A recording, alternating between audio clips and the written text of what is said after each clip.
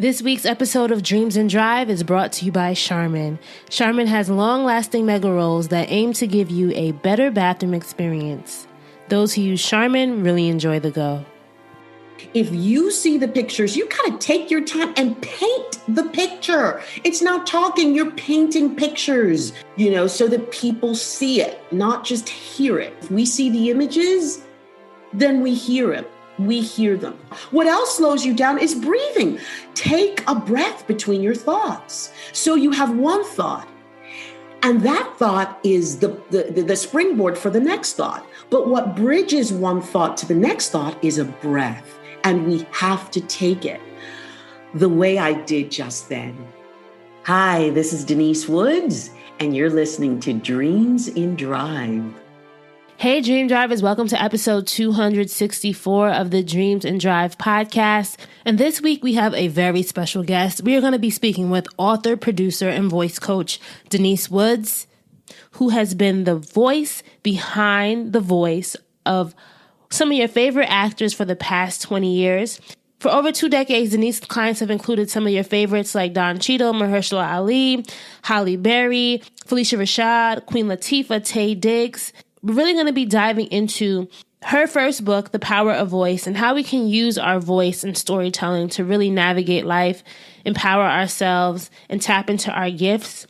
Denise has so much experience to share. She's going to tell us about her life and how she went from being a formal faculty member at the Juilliard School to using her talents to create her own dream driving journey. You're not only going to be mesmerized by your voice, you're going to be mesmerized about her ability to tell her story. And I hope that anyone listening in really just takes some time to relax and let Denise share how voice, why story is so important, and things that you can do to amplify your own voice. As always, I ask that you share this episode with your community. If you enjoy it, make sure you're tagging us on social media. We are across the board, Facebook, Twitter, and Instagram at Dreams and Drive. And you can use the hashtag Dreams and Drive when sharing as well. Remember, if you want to join our weekly newsletter, The Keys, and get weekly Dreams and Drive updates via email, just go to dreamsanddrive.com/join, dreamsanddrive.com/join. And as always, Dreams and Drive merchandise is available for you to purchase at dreamsanddrive.com/shop. That's dreamsanddrive.com/shop. All right, let's hear from Denise. Thank you, Raina. It's a pleasure to be here. I am so excited for our listeners today to learn more about your story and just how we as dream drivers can use the power of our voices to really serve as gas along our journeys. I love the analogies that you're using: park, neutral, drive, the origins of moving forward in a car, in a vehicle. And because I say breath is to the voice what gasoline is to a car. So I just wanted to start that I'm loving all of the wonderful metaphors that you use to propel people forward in their lives. It's wonderful because voice is similar. Thank you. And it's this whole dream driving metaphor is something that how you realize you don't realize that it's been with you all along. So my life, when I was a kid, people listen to the episodes or to the podcast before know this, but I was in a really bad car accident as a child. And, I almost lost my life in a car, right? And it's so funny now how dream driving in a car metaphor is now the thing that I make a living from in a way. It's something ironic that whenever I think about it, I say things happen as they're supposed to happen sometimes. I agree. There's no coincidence. It's really divine order. And wow. Thank you for sharing that. No problem. I love to get our interview started by going back in time. Denise, let's transport yourself back to being 8-year-old Denise, right? What was inspiring you as a young girl growing up in New York? It was my environment. It was my external environment. The fact that my mother kept us really deeply involved in the church and in the arts. And and because of that, our education was paramount as well. So my sister and I have a sister who's 2 years older than I am. We were competitive in a very, very good way. We really challenged each other to be the best that we could be academically. And whatever she did, if she sang, I would do drama or dance, or if she played the cello, I played the violin. We would never compete within the same musical genre or world or artistic world, but we would be closely related. And as a result, we became each other's muses, if you will, and orchestrated totally by my mother and my Aunt Sylvia, who is the owner of Sylvia's Restaurant in Harlem. I don't know if your listeners are East Coast people, West Coast, or all over the nation, but my family owns one of the most iconic soul food restaurants in the country. And there are several, because we all know each other and we all know about each other in several cities across the United States. But my Aunt Sylvia owns Sylvia's Restaurant in Harlem. And so we had that kind of family entrepreneurial mindset steeped in very spiritual and African American traditions, Southern roots, and going to church and community and family, extended family. So that at 8 years old, that was my world. What was the dream for you as a kid? Do you remember? Yeah. I wanted to be a nurse. I wanted to be a nurse. And it was at 8 years old that my church in Harlem took us on the entire congregation. We would get Broadway tickets. We would get tickets to Broadway shows. And I will never forget it, 8 years old, it was exactly 8. So ironic that you ask 8 years old, because that's when it shifted from being a nurse to being an actress. We all went en masse from Harlem. We rented a bus and no one got on the subway or anything. We rented a bus and came down to see Pearl Bailey, who was starring in Hello, Dolly. And we had mezzanine seats. I'll never forget. I was sitting in the mezzanine, on the first row of the mezzanine, walking down to the first row of the mezzanine, and then looking over that brass bar in the theater. And I can remember sitting there with my chin on my knuckles, holding onto the brass bar, being so mesmerized by this. It was the first time I had seen a staged play. And I kept thinking, I want to do that. I want to do that. And that was the first time. Wow. As you were saying that, I was imagining everything going on in my head. I don't know if you did that purposely, but I could picture the theater, I could picture the bus, everything. So powerful. It's powerful in its storytelling. It's really what I use as a tool. I use it as an example. And so intuitive of you to pick up on that, because that's what storytelling is. It's using the power of images so that people follow not just the words, but the pictures, so that you see them. You see me as a little kid with my chin on my knuckles in the first row. Okay, so if I'm 8 years old, it's in the 60s. We were dressed. You little girls didn't wear pants or anything like that. We were dressed to the nines. Our hair was pressed. We had the little bows, on ribbons tied to our pigtails. So it's important that when you're telling story about yourself, about anything, even if it's mundane data, numbers, you're crunching numbers, give people images and a backstory, something that's tangible that they can sink their imaginations into. Thank you for sharing that. And I know we'll get deeper into that because we're definitely going to be talking about your new book, which is called The Power of Voice, A Guide to Making Yourself Heard. I read it and I really enjoyed it. So we're going to dig a little deeper into that later on. But Denise, how did that dream? So you wanted to become an actress at 8 years old. Did that pan out for you? It panned out in a big way. I'm one of the lucky ones. Okay, good. Tell us how that went.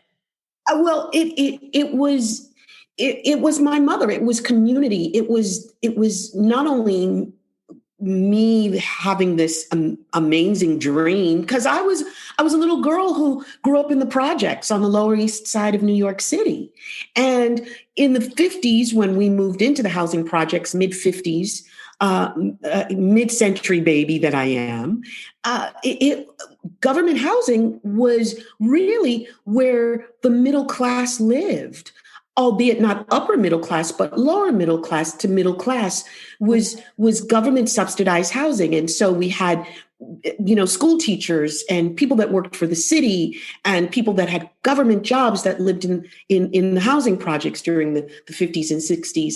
And we all looked out for each other. There were times where you wouldn't do something in front of somebody else's mother the same way you wouldn't do it in front of your own. So you respected your friend's mom the same way you respected your own family. And so it was a village, it was community that supported every kid's dreams.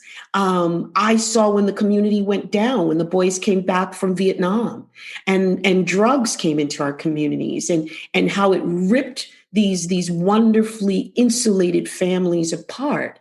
I saw that transition in the late 60s, early 70s. But what kept us together and my dreams helping propel them, putting them into drive, taking them out of neutral and putting it into drive, I love that. Was my mama putting the foot on the pedal and saying, "You gonna do this?" Because ironically, I went to the High School of Performing Arts that the film Fame was based on. They based it on my senior class. Is that LaGuardia? It is LaGuardia now, because they combined performing arts and music and arts combined, and then became LaGuardia. And but at the time, it was the High School of Performing Arts. And when I graduated from the High School of Performing Arts, I was accepted into Juilliard. And I told my mom I got in, but I'm not going. And she said, "You got accepted into Juilliard? You are going." And it was that. I told my mom, but I don't want to do classical theater. I want to go to another school that does more experimental stuff. She says, "You got accepted into Juilliard. You are going to Juilliard." And I did, because my mother said so. And I have to tell you, it was the best thing. I thanked her the other day. I thanked my mama the other day. Said, "Mom, thank you for making me go to Juilliard 45 years ago." So it's my mother keeping that foot on the pedal, on the gas, making sure that her kids had the best. I sang opera when I was 12 and 13. I got accepted to the New York City Opera. And my mother, she would drive me up every Saturday and sit out and wait for me for an hour and a half so that I wouldn't have to travel on the subway or on the bus. I was 12, 13. My first year at Juilliard, we had a 12-hour day.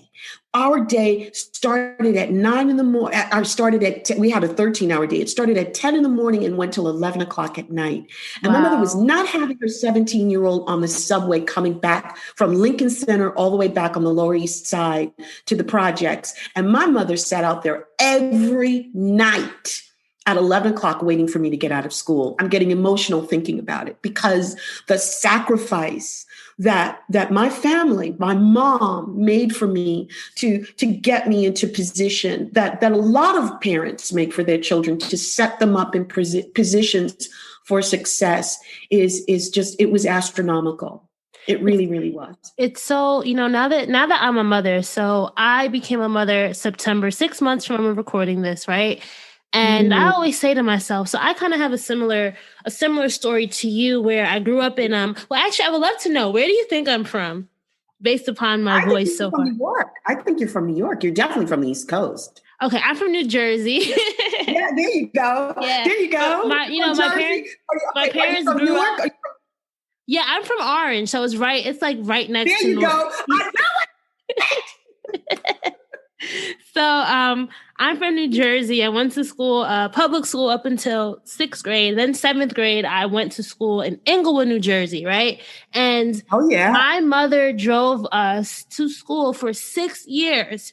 And that was at least a 35-minute drive, right? Up the New Jersey Turnpike. And I always say to myself, That is a mother's love, because I could not imagine waking up early, then taking us, but coming back home, and then having to pick us up in rush hour traffic. There's just so Yes. many things now that I'm realizing that I'm a mother, just how much it means to be a parent and how much it means to believe or to have someone believe in a dream and do anything to help you fulfill it.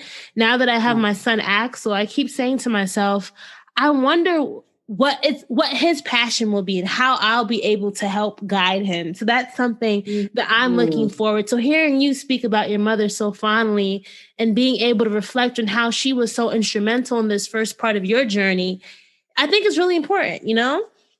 Absolutely. And we all need that person that believes in us before we can see that we can see what it is, what it looks like, a mentor, an auntie, or friend or someone that can see it before we can we have it in our spirit, we're thinking about it, but it might not come to fruition until someone really sort of identifies exactly what it is, you know what I mean, and can shape it for you. Exactly. So you're a student at Juilliard. What were you figuring out at this time was your passion? What was the thing that you realized you were extremely gifted at? And if you did it well, you could really make a life from it. Storytelling. It was storytelling. I was a painfully shy child. I say to people that I'm a closet introvert. I say closet introvert because I'm quite introverted, but I've learned the technique of putting myself out there and in enjoying it once I am out there. But given my druthers, I could stay quiet by myself and just be completely isolated, So that's why quarantine was no big deal for me. It was a great excuse, to sit alone in silence and in solitude and really go deep. But at Juilliard, what I found was the art of the narrative, of the story. Because prior to going to Juilliard, I wanted to be an opera singer. I got accepted into the New York City Children's Opera Chorus when I was 12. And that was because I sang in the church choir. And we had gospel music in our choir, in our church, but we also had classical cantata, the senior choir. There was a choir that sang more classical Christian music. And then we had the throwdown gospel choir and the young adult choir. And music was really big in our lives at church. And so when the New York City Opera came around to audition kids for the opera company, I made it in. And I didn't really even realize it was that big a deal until I got to Lincoln Center and saw and heard my first opera and heard the orchestra in the pit play the overture. And I started weeping. I have this sense of empathy, and I feel art and other people's pain and joy on such a deep, deep level. And I always have. And that's what happened at 12. I could just feel the composer's expression through musical notes, painting a picture, writing a score, telling a story. And I felt it deeply. And these operas, not one was sung in English, but I got it on a real visceral level. And the notion of music being the universal language is so true. It's so true. Agreed. Because at 12 years old, I just understood it on a really deep level. And then I read my first Shakespeare play and thought, I got to speak these words. I understood it. My first Shakespeare play was Othello that I read. And I just understood it, Raina. Iambic pentameter, rhyming couplets. I didn't have a word for it. I didn't have a notion of what it was. I just got it. I got the poetry. I got the images. And so part of that's the reason why I was accepted into Juilliard, because I had this wonderful proclivity toward language and speech and the ability to tell stories in a myriad of different ways. And so that's what Juilliard was. And then you get there with all of this varied background. Like I said, I came from the opera, I came from the projects, I came from the Black church. And I get there and no one really encouraged me to bring all of those multifaceted, rich aspects of who I was as a young African-American girl. I was 17 when I was accepted. I was 18 my first day of class. I had just turned 18. And so I really felt this dichotomy of having to leave parts of myself, my history, my culture, my narrative at the door once I traveled into the doors of Juilliard. And that's part of what led me to write this book, because the theme of it is, it's all good. Bring all of you to the table. This multi-hyphenated society that we live in, because we all do a myriad of things artistically, professionally. As a mother, we're constantly multitasking. I mean, and one is no greater than the other. It's the sum total that makes the greatness. And so if you leave any one of those things, if you check any one of those things at the door, you're not really playing to your true, authentic self. I agree with you. Did you ever, during the early parts of your career, so after graduating, did you ever regret that you'd taken the wrong path? Because sometimes it's hard finding or building a life doing what you love. A lot of us who are listening may feel that we have to sacrifice our passions and our dreams to get the steady paycheck. You know what I mean? How was that for you early in your career? It was a matter of juggling. It really, really was. I came out of Juilliard and I started working as a professional actress. And I did quite well. And, but when you're in it, I say I did quite well in hindsight. But when I was in it, I never thought I was doing well. I never thought, I'm good. There was always something that I felt I had to be or had to do. It's the years of experience, because I am now 63 years old and I own all of those. The skid marks on my butt from where I have fallen very hard, I own it. And the triumphs, like my 33-year-old beautiful Black male child that I raised as a single mother, because I was divorced when my son was 18 months old and had to move back into my mom's house, back into the projects where I started from. After all of this, I had to go back home. And at the time, it was devastating. But in hindsight, when you look back, and I encourage people to look in when you're in the moment and find the good in it. I mean, I know it sounds Pollyanna, I know it sounds generic, but it's not. You really have to find the value in it all. Someone asked me, I'm mentoring this young girl. She's 16. And she wants to be an actress. And she said, is there anything at 16 that you would do that you would change if knowing what you know now?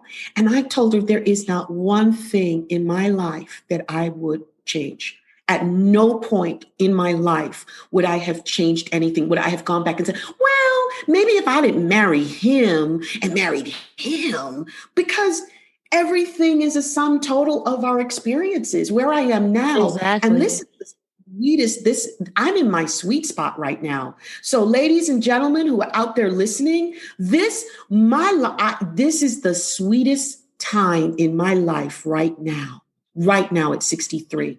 And not to say there haven't been moments of sweetness, but is it because my awareness is just more acute at how sweet it is? No, not just that. My 85-year-old mother just survived COVID. So it don't get no sweeter. I still have my mama, you know? It doesn't get any sweeter. I have an amazing young male Black son. It doesn't get any sweeter.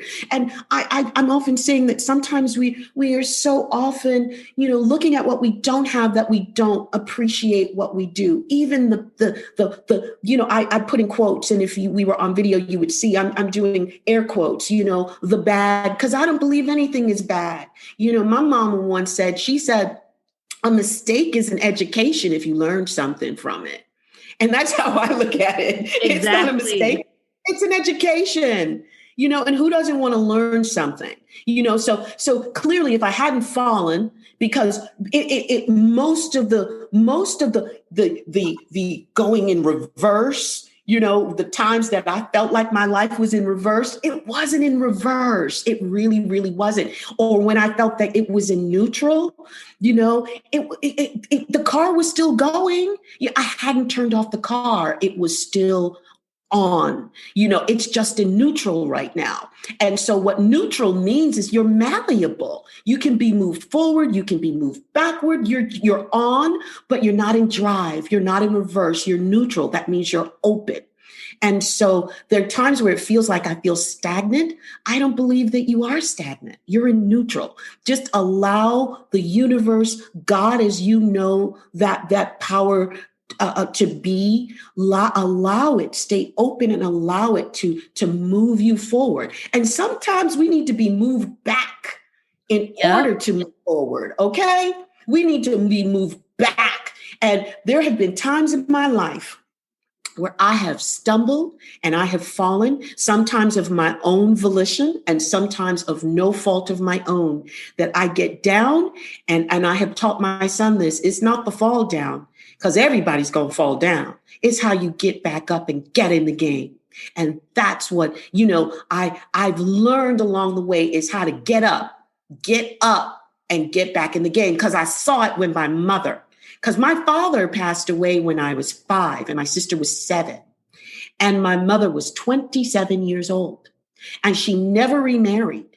And she basically said that she was not going to bring a man around her little girls, which I didn't understand until I became a woman.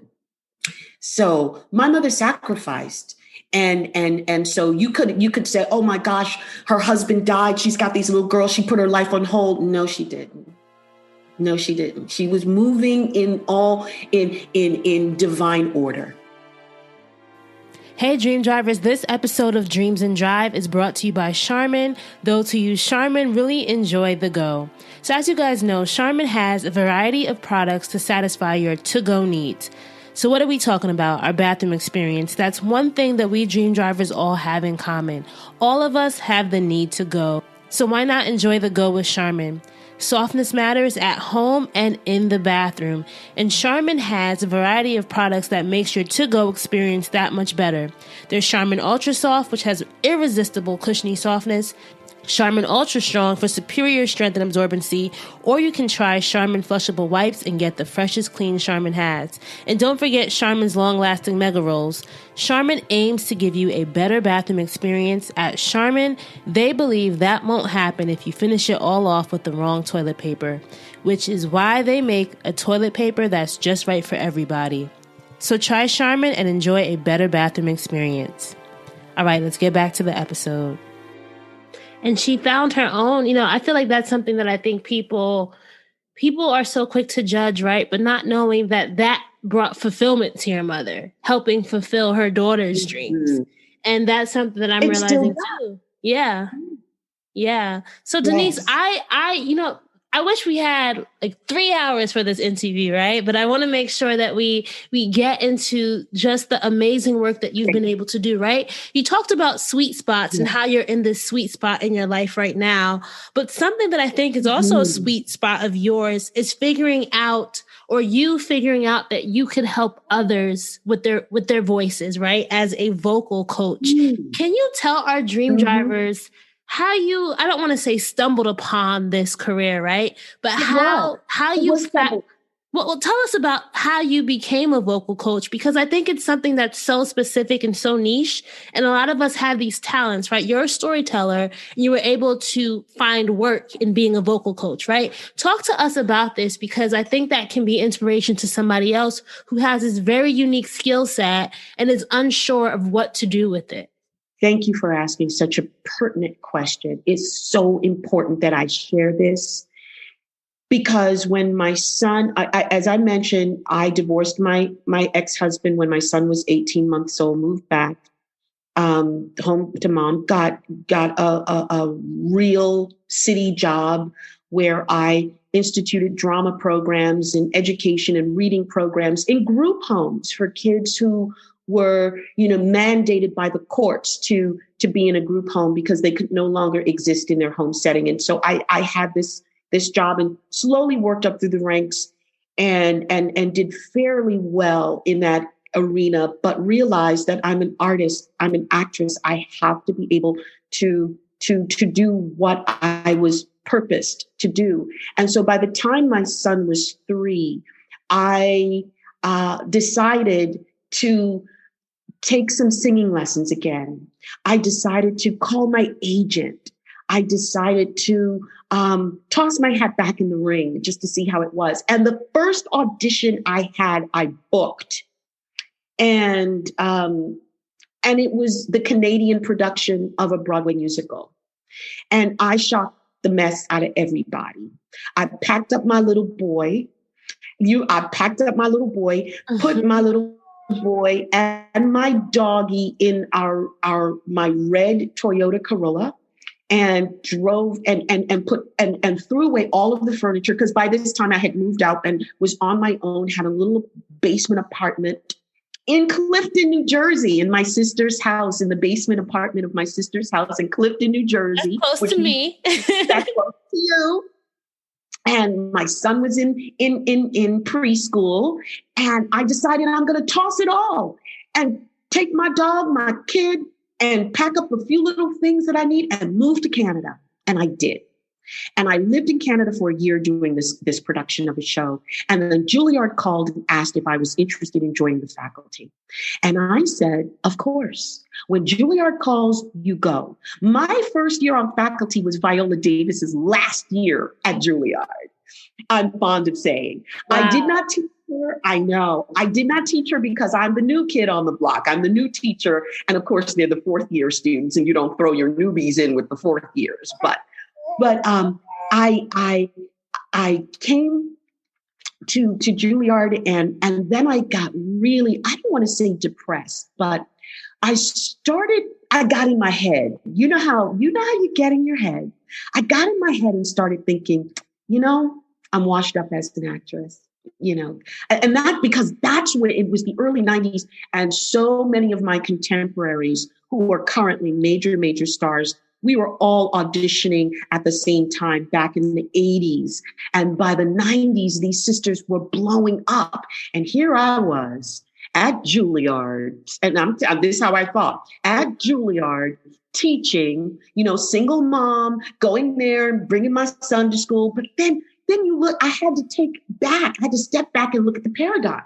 Thank God I'm teaching. A nanny's not raising my child. If I was on set all day or at the theater or doing an 8-performance week where you have matinees on Saturday and Sunday, prime time to be with your kid, I couldn't be with my kid because I'm at the theater. So the nanny would be with my kid. And now I'm with my kid. When he was up school, his spring breaks were my spring breaks. Christmas breaks were my Christmas breaks.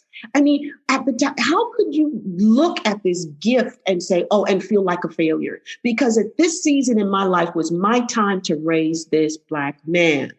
And I was given the opportunity, unbeknownst to me at the time, the opportunity because the schedules aligned themselves, his and mine, so that I could be there for him. So I'm at Juilliard. And I'm starting to the students are loving me because I'm keeping it real. I know how to teach Shakespeare to the common man. I know how to break it down. If you didn't like Shakespeare, take a Denise Woods class and she'll tell you what he's really saying.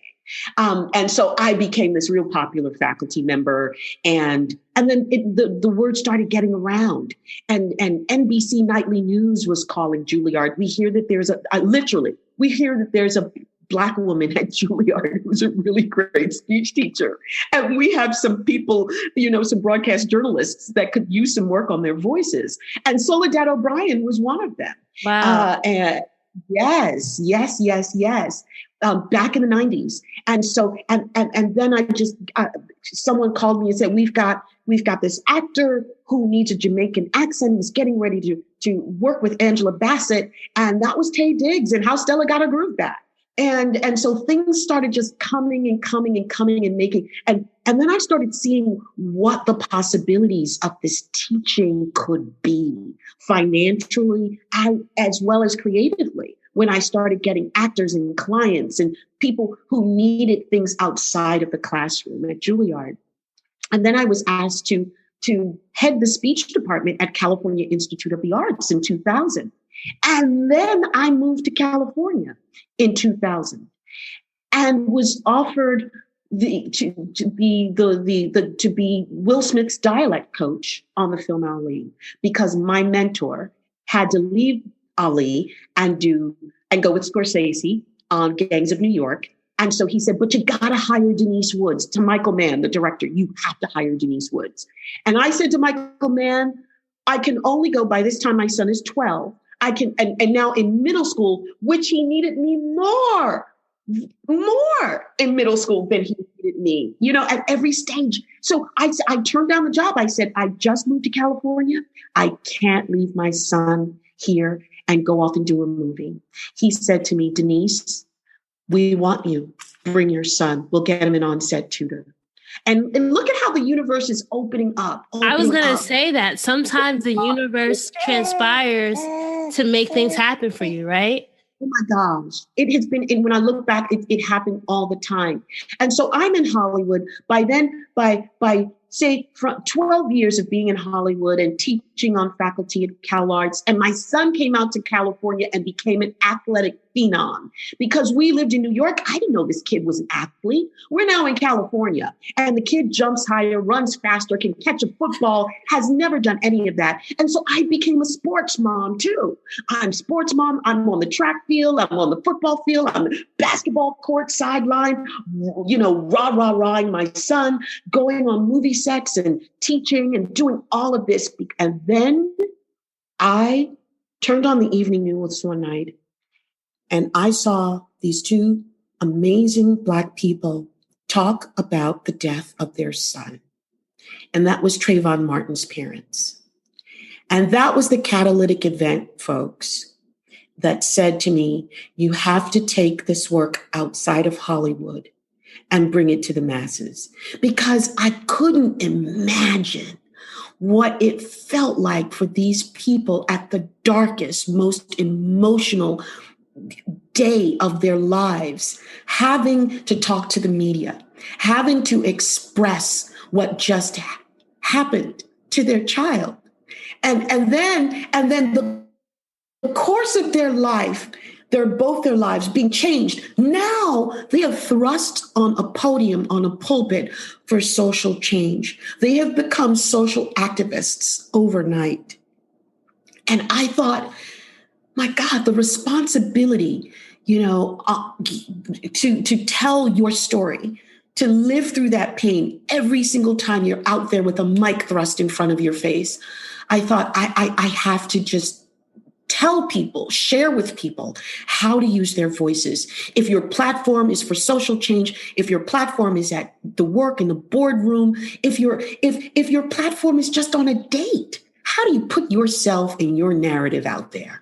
And so that was the catalytic event that took me, clearly the universe was opening up and, going from Canada with my kid to Juilliard, and from Juilliard to California, and going from this movie to that movie. But it was that defining moment that night that I saw Trayvon Martin's parents that made me say, this is much bigger than Hollywood, Denise, and you have to do it. One of the things that I realized too is accepting one's voice, right? We mentioned this before the interview, but for a long time, I struggled with accepting my voice. And even as a podcaster, right, my voice is very important. But as a kid, I used to be teased. I used to be, people used to tell me that I had a baby voice and I'm nasally and all this stuff. So I would love for us to start talking about just how we can see our voices as tools and what people can do to start accepting their voice and then realizing it's not changing your voice, but it's working on it so that it's the most effective tool for what you're trying to do. Maybe talk us through. I don't want to, I know there's a lot there and people can definitely read your book to really get into the details, but let's just kind of go through what it means to accept one's voice and how you can start training it or working with it to be a tool for you. Absolutely. You said training it, working with it. I say enhancing it, not fixing it, not changing it, enhancing what you already have. And so what does that mean? How do you enhance what you already have? You talk about people saying you have a baby voice. You have this kind of voice. These adjectives on it, you go, okay, well, what does that mean? How do I process that? How do I not have a baby voice? How do I change that? I'm here to dissect what people are saying. And I'm going to use the power of images. Look at a violin or look at a flute. Let's look at a flute. Look at the body of a flute and look at the barrel of a flute, if you will. That thin, streamlined, silver instrument, the body of that instrument is very thin and very streamlined, and listen to the sound that it emits. It's a higher pitched sound because the instrument is thin. Now let's go on to a soprano sax, a reed instrument, a soprano sax or an alto sax or a bass sax, or a tuba.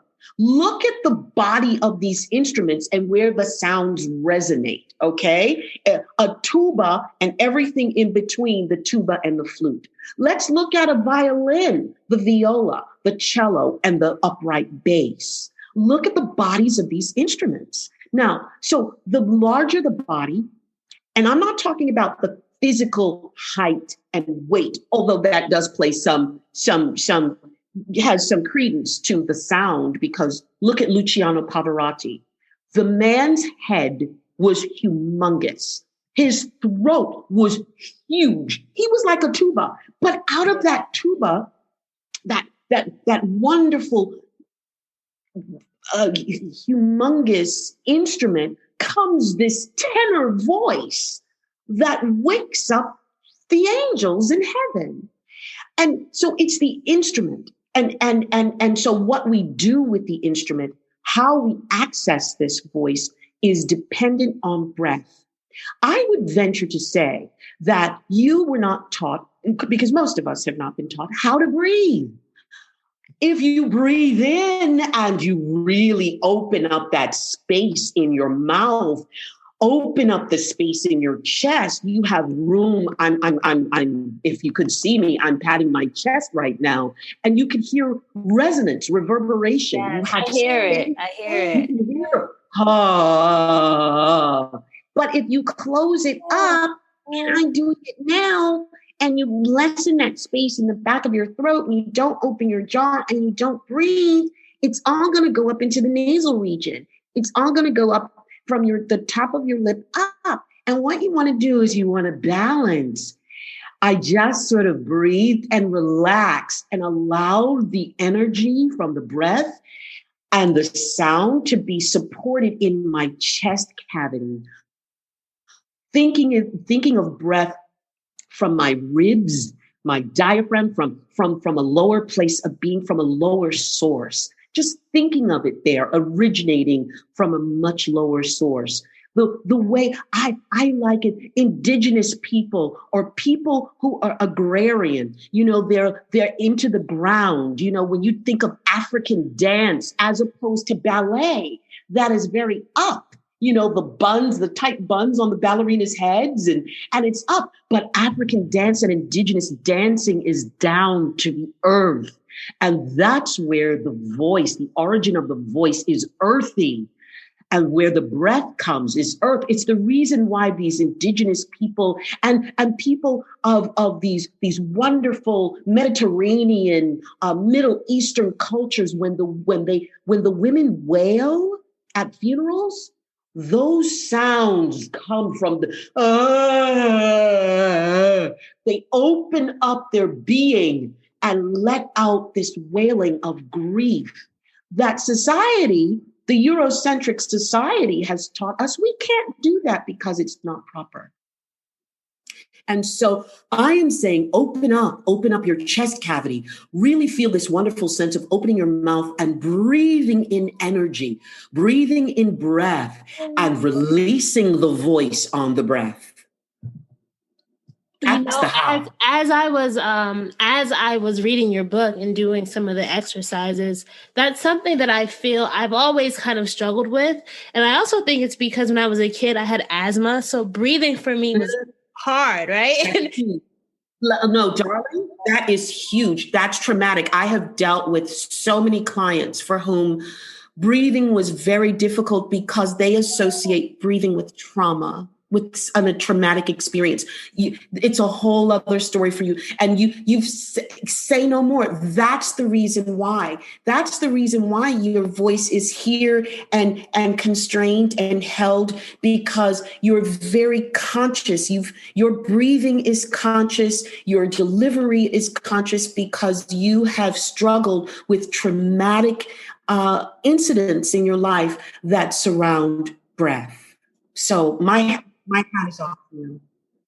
That's something that you talk about in the book that I would really recommend if anyone gets it to explore, is how trauma can shape your voice, right? And you talk about some of the clients that you had. Once they started working through that, they were able to identify it, and then you were able to help them work through it. And I hadn't really thought about that. And one thing that I even thought about for my own life was, I'm growing up, right? So I'm the baby of my dad has 3 kids, right?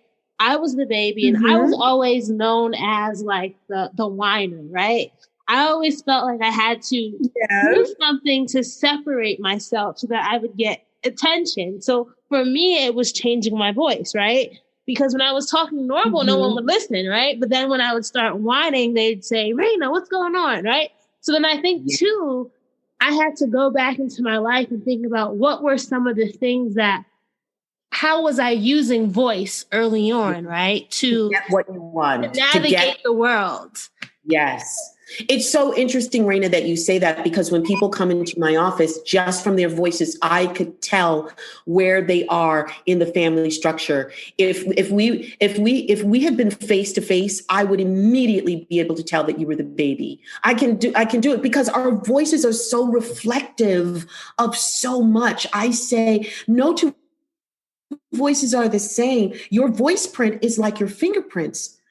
It's so unique to you and your circumstances, be it good or bad, or how you've manipulated your voice when you saw that you got, the first time you did it was all you needed to do. The first time you said, Danny, I was just wondering if, and he said, yeah, baby, what? You said, oh, baby, I got his attention now.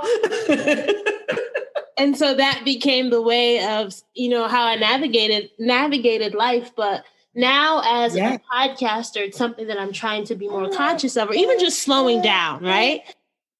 Oh, yeah. Slowing down has been amazing, because I also, being from New Jersey, I talk very fast when I get excited. Yes, we do. Yes, we do. But again, these images will help. If you see the pictures, you kind of take your time and paint the picture. It's not talking, you're painting pictures, so you're going to use a broad stroke, or you're going to use this kind of a stroke. How are you painting that picture? So that people see it, not just hear it. I tell you, I can't hear people unless I have my glasses on. I tell people, really? wait. I say, let me get my glasses so I can hear you. I'm so serious. I have to see it. It's all about the images. If we see the images, then we hear it. We hear them. And it slows us down. What else slows you down is breathing.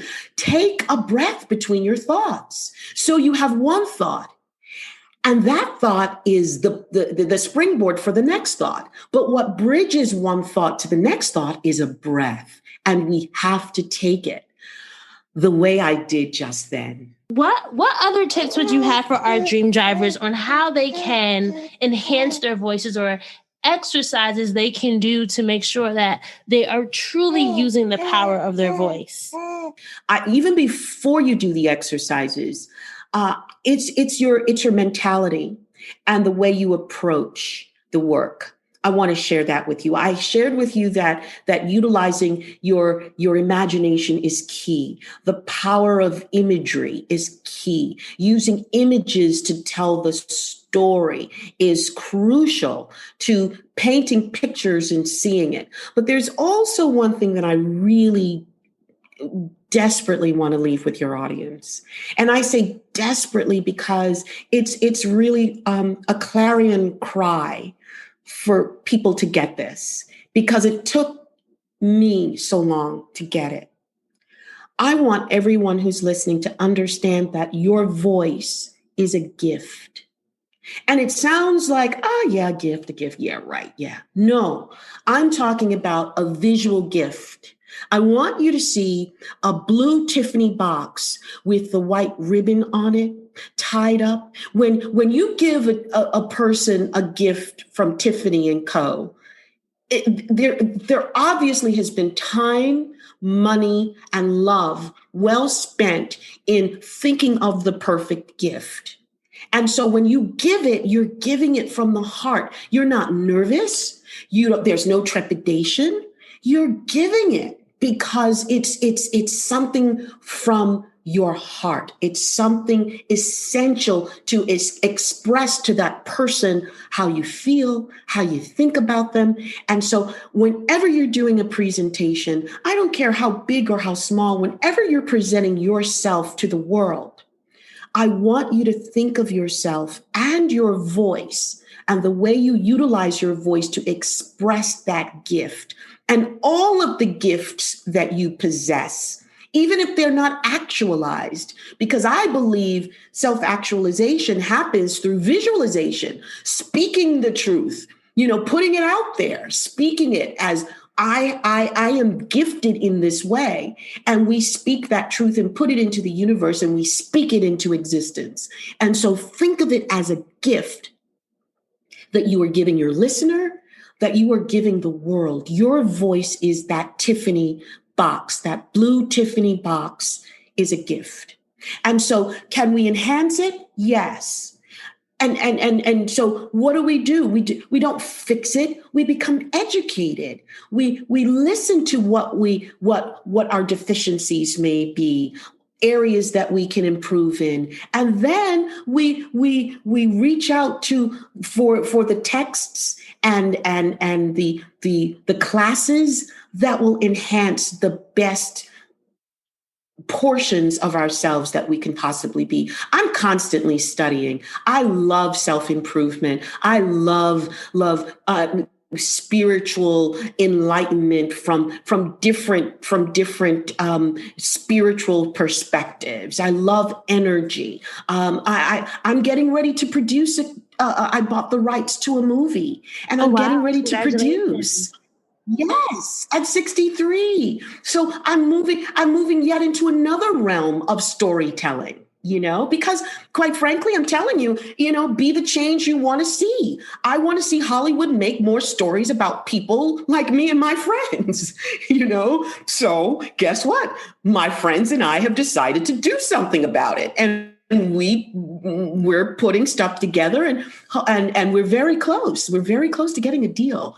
So, I'm blessed. And I want to pass that. You're a gift. I want to pass that on to you because God doesn't love me any more than he loves you.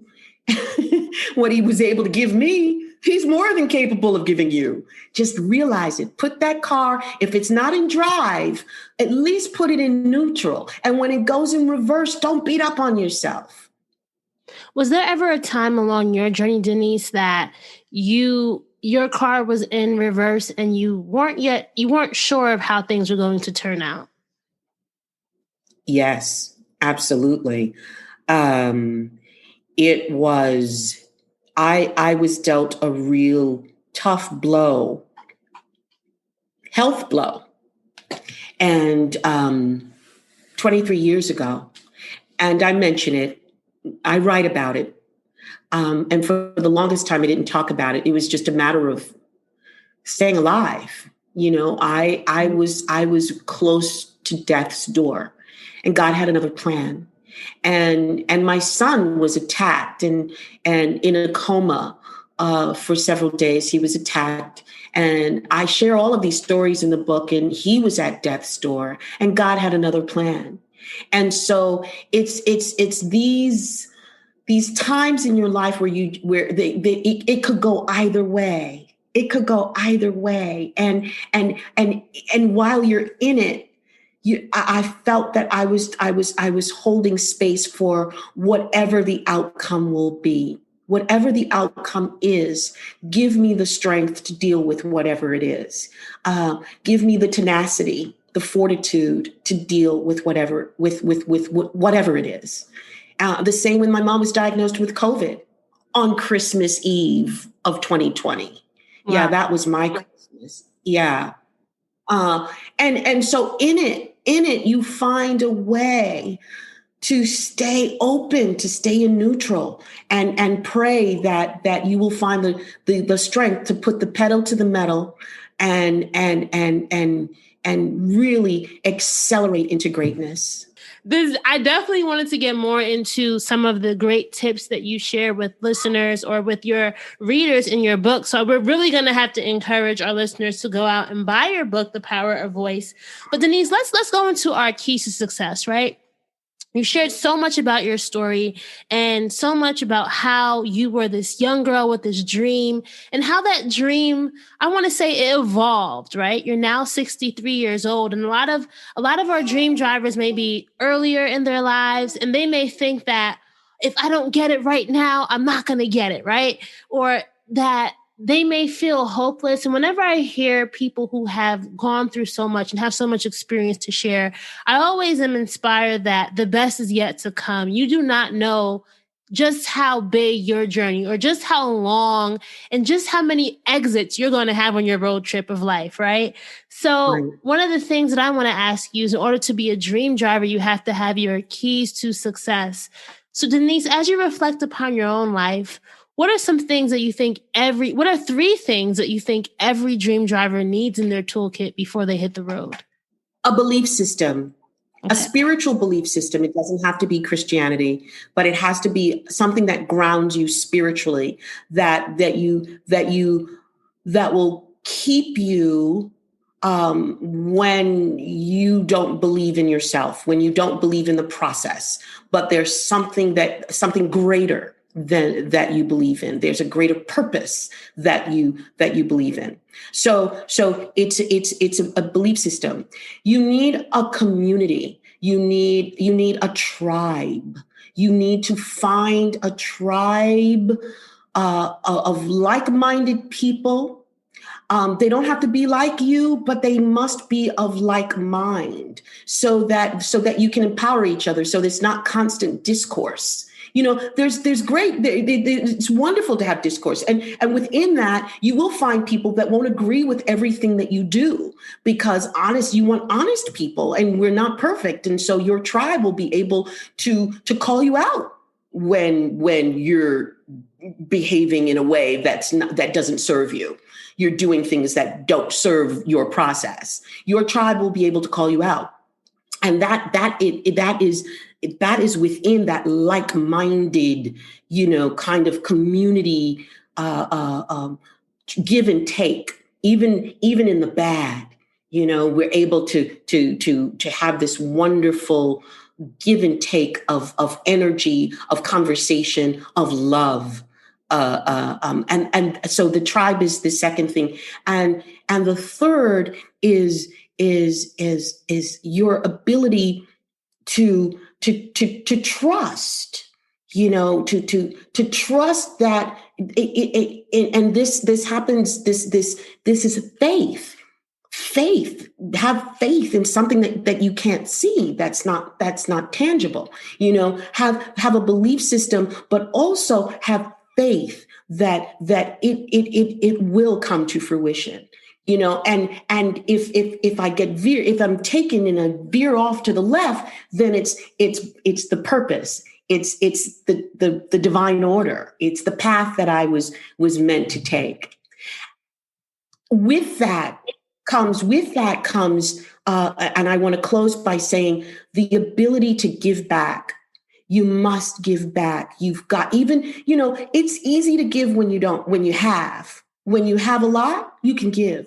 It's when you don't have a lot, when you don't have anything to spare, and you make that sacrifice to give to someone, to mentor a young 16-year-old, to spend time in a shelter with women, with women of color, with children, because you're saying, there but for the grace of God go I. So it's community, it's finding a tribe, it's faith, it's a belief system, and it's giving back.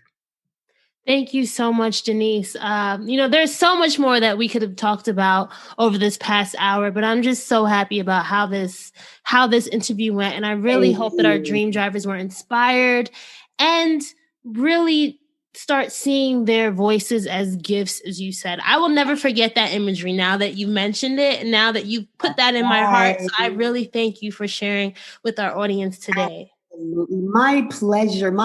I'm jumping off to another interview. Okay. But this is so wonderful, Raina. Thank you. Thank you for listening to your audience. I so appreciate it. All right. And you can find me on Instagram at Speak It Clearly. Instagram, Twitter, Facebook at Speak It Clearly.